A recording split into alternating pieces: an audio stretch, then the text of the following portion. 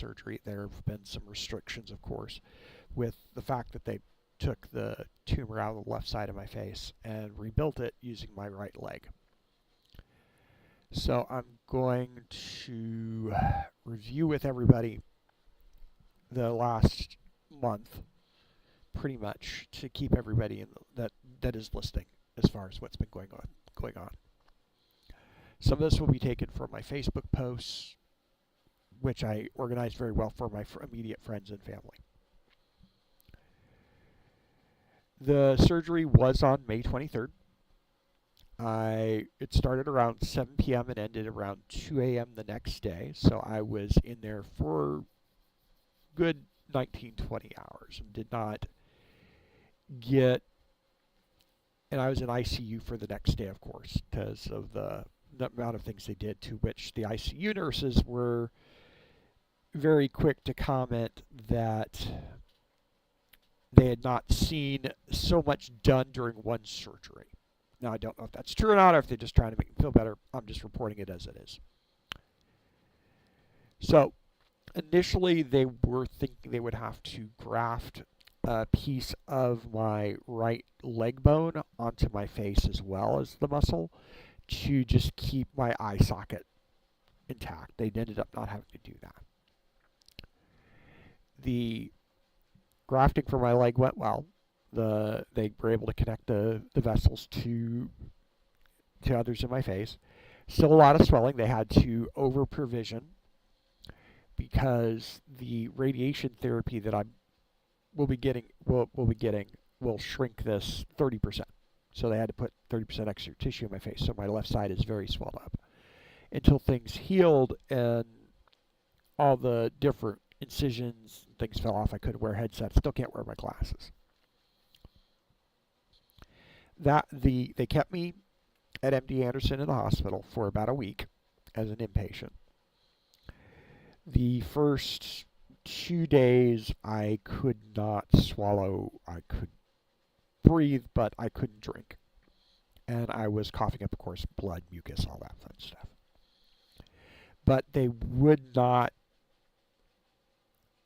initially put me on a feeding tube.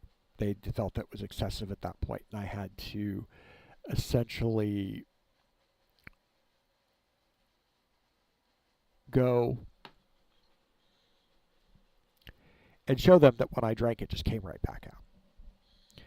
I wouldn't wish a feeding tube on my worst, a nasal feeding tube on my worst enemy. It was not a grand experience, but I knew it needed to be done. So I took it and started improving there. They had initially expected me to get out of bed and walk by that second day. Of course, that got delayed. The fourth day, the feeding tube was sliding out on its own, so I just went and took it out, was able to start drinking. I just knew I needed it in there long enough to turn the corner. So, and at that point, they were trying to get me to do more on my own anyway, so I just yanked that sucker out. It wasn't like stapled or anything, it was just slid in there. We found that I don't respond to pain medication.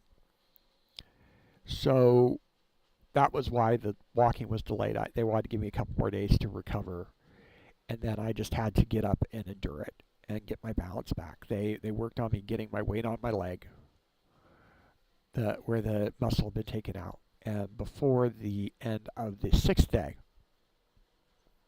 I was getting restless and I was spending more time out of bed than in it. Still having to depend on a walker, my balance still being a bit shaky. And still having to deal with the drains and the reservoirs and stuff that needed to be emptied and taken care of. Was able to take my first showers then too, and finally start cleaning up after looking like I'd been through the wars, just covered in dried blood. I talked them into that Saturday, the 8th day, of letting me go to a rehab facility there locally in Houston, Encompass Health. Very good place that I ended up at. Very, very comfortable, airy, nice staff, much bigger room than I was in the hospital. However, when I got to the rehab, my mother, who had gone with me, started throwing up, just random, just out of nowhere. It became very nauseous. They had to take her out by ambulance to Methodist in Houston. I am not going to go into great detail on the experience there, but she did have to stay for several days. And again, maintaining her privacy, I'm not going to tell you the whole story there, just that she got out. And by that time, they had got me up, walking around off the walker. I was going to phys therapy each time. And that's basically all it was. They said I was there basically a babysitting patient.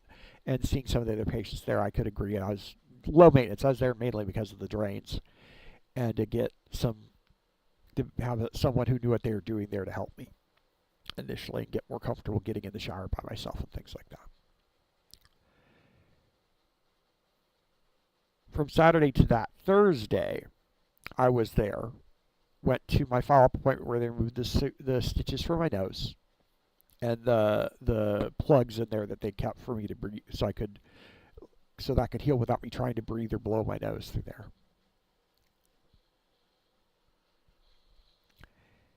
Got out of there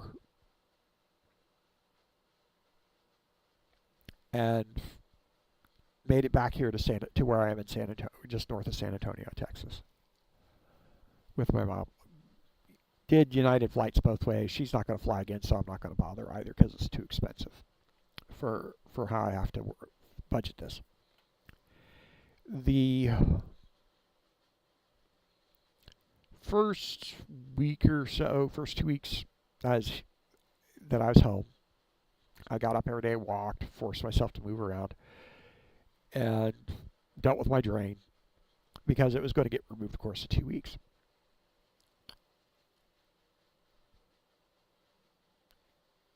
Went back up, got the drain removed, had a little seeping afterwards, of course, because of the healing. But then I came down with a massive sinus infection that really slowed down my healing and actually derailed me a little bit. So this is, all this going on in between. And we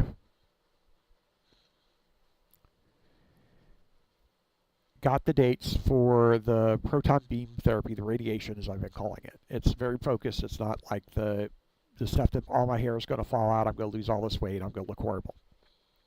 There's going to be some burn marks along my face for it. And my mouth may get ulcerated, but I'm not going to do like your standard, like people think of with radiation. My hair, again, not going to be bald, emaciated, anything like that. But it's for 6 weeks. So I had to find an apartment in Houston for the 6 weeks. Found one. I'm not going to talk money, but it's going to it's stretched to where I had to ask for help from family. And the one that was available for that time period is equidistant from everywhere I have to be, but it's a 30-minute walk each way, and I can't drive, so there you go.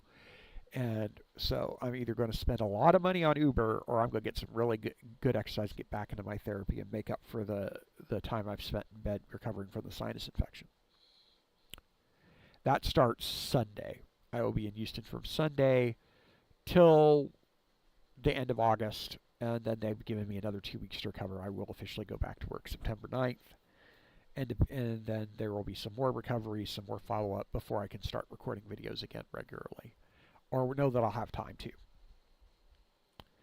That's the short, sweet version of this. There's not a whole lot, like I say, to talk to on this, and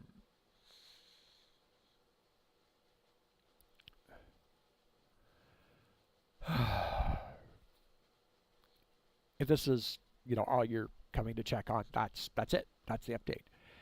If you check some of my older material out, some of my disaster piece work, you're welcome to it. I still have quite a bit up on my YouTube channel. Twitch, of course, has practically wiped everything out, so I with their rules, and of course Rumble has a lot of my stuff on there still from when I started using them.